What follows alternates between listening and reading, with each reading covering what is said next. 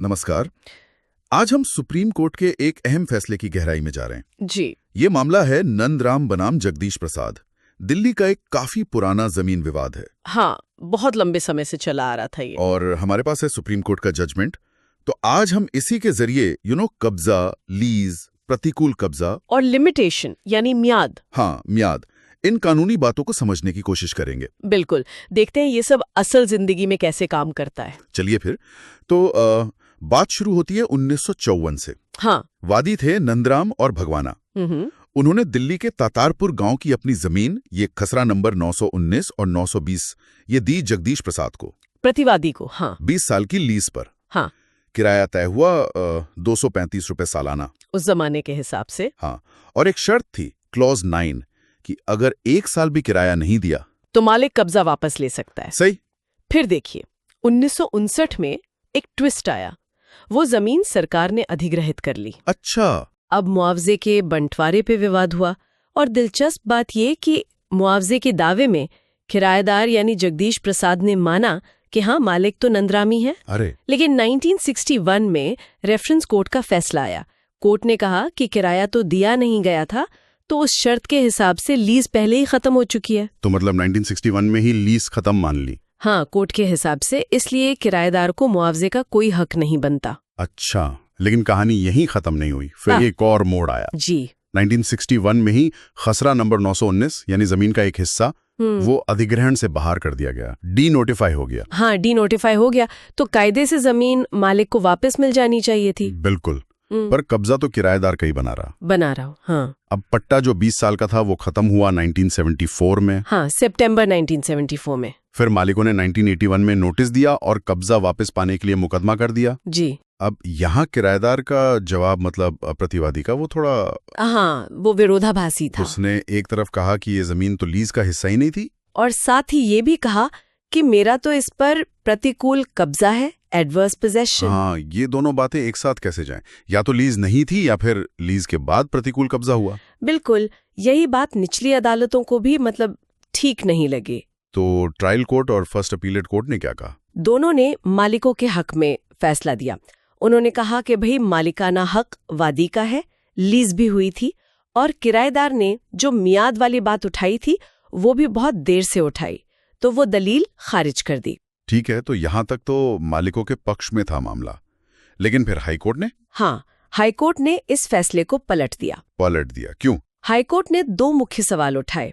पहला, कि क्या 1961 का जो रेफरेंस कोर्ट का फैसला था, जिसमें कहा था लीज खत्म हो गई, हाँ, कि लीज खत्म हो गई, क्या वो फैसला इस कब्जे वाले मुकदमे पर रेस जुडिकाटा की तरह लागू होता है? मतलब क्या वो मुद्दा अब दोबारा उठाया ही नहीं जा सकता? सही। और दूसरा सवाल मियाद का, लिमिटेशन का, कि क्या 1981 का मुकदमा देर से दायर हुआ था? हाँ। और हाई कोर्ट ने माना कि 1961 का फैसला रेस जुडिकाटा है। मतलब लीज 1960 या 61 में ही खत्म माननी पड़ेगी। अच्छा, तो फिर कब्जा पाने की जो 12 साल की मियाद है, वो वहीं से शुरू हो गई, और इस हिसाब से 1981 का मुकदमा देर से था, लिमिटेशन से बाहर था, देर से था। ओहो, तो हाई कोर्ट ने तो पूरी तरह मामला पलट दिया। अब आते हैं सुप्रीम कोर्ट पर। यहाँ ये मामला सच में दिलचस्प हो जाता है।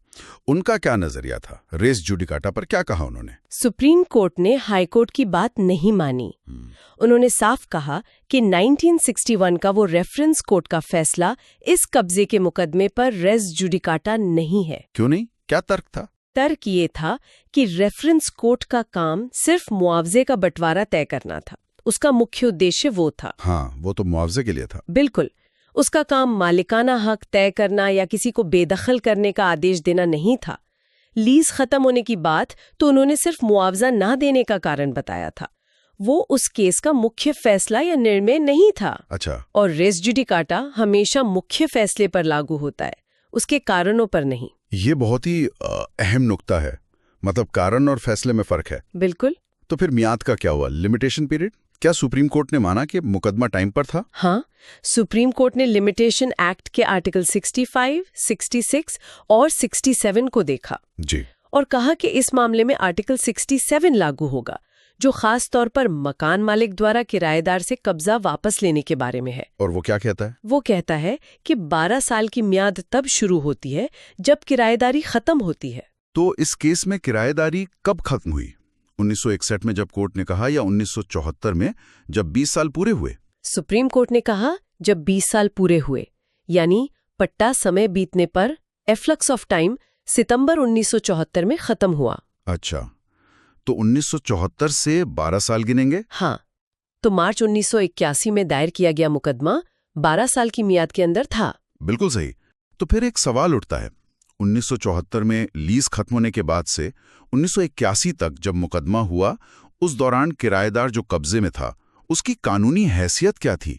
क्या वो प्रतिकूल कब्जा नहीं था? नहीं, यहीं पर सुप्रीम कोर्ट ने टेनेंट एट सफरेंस के सिद्धांत को समझाया। टेनेंट एट सफरेंस, ये क्या होता है? इसका मतलब है ऐसा किराएदार जो लीज या पट्टा खत्म होने के बाद भी प्रॉपर्टी पर काबिज है, लेकिन मालिक की सहमति के बिना। मतलब मालिक ने किराया लेना बंद कर दिया है या कोई नया एग्रीमेंट नहीं किया है, वो बस वहां है मालिक की सहनशीलता पर।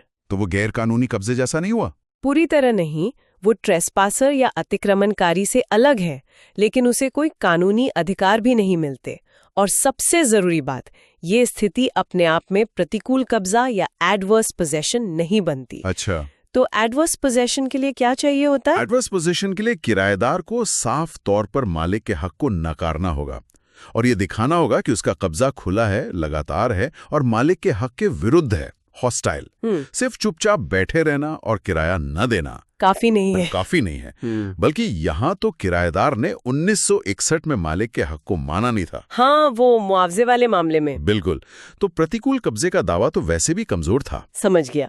तो मतलब लीज खत्म होने के बाद अगर मालिक किराया स्वीकार नहीं करता तो किराएदार टेनेंट एट सफरेंस है और मालिक के पास लीज खत्म होने की तारीख से 12 साल हैं आर्टिकल 67 के तहत कब्जा वापस लेने के लिए। एकदम सही। इसीलिए सुप्रीम कोर्ट ने हाई कोर्ट का फैसला रद्द कर दिया और निचली अदालतों का फैसला बहाल किया। हाँ, जो मालिकों के हक में था। तो इस पूरे मामले से क्या बड़े सबक मिलते हैं? देखिए, ये फैसला कई चीजें साफ करता है। एक तो रेस जुडिकाटा कैसे और कब लागू होता है। हाँ, कि वो फैसले पर लगता है, कारणों पर नहीं। सही।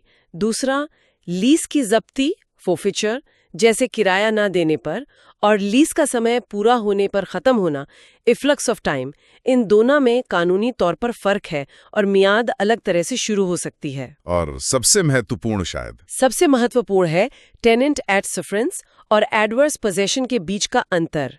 सिर्फ कब्जे में बने रहना मालिक की मर्जी के बिना आपको अपने आप मालिक नहीं बना देता। आपकी कानूनी स्थिति बहुत अलग होती है। बहुत अलग। आप एक तरह से अधर में होते हैं।